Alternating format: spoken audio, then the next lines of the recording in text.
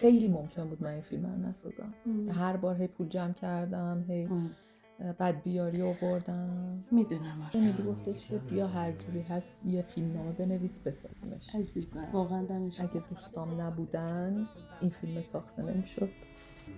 نیلو که تایم پروپوزالش بود چون دید من دستنام، گفت من میام کنار وای میسم که فقط بسازی این کار. خود تو که از زیر سرم پاشدی اومد با اون حال بعدی. مسی جون انقدر این پله ها رو بالا پایین رفته بود دیگه سر تمرینا که واقعا سر فیلم زانوش درد میکرد. نرگس که مثل یه پروانه میچرخید چی کمه انجامش بده.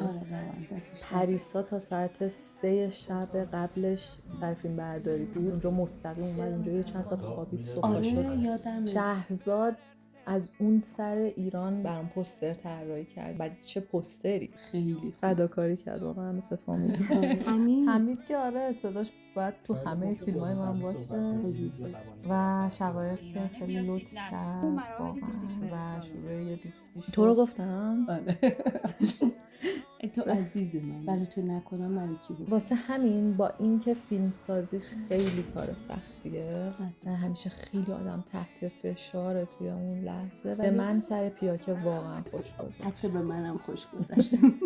خدا رو شکر که ساخته شد. از این به بعدش هم بازم میسازیم. من مطمئنم.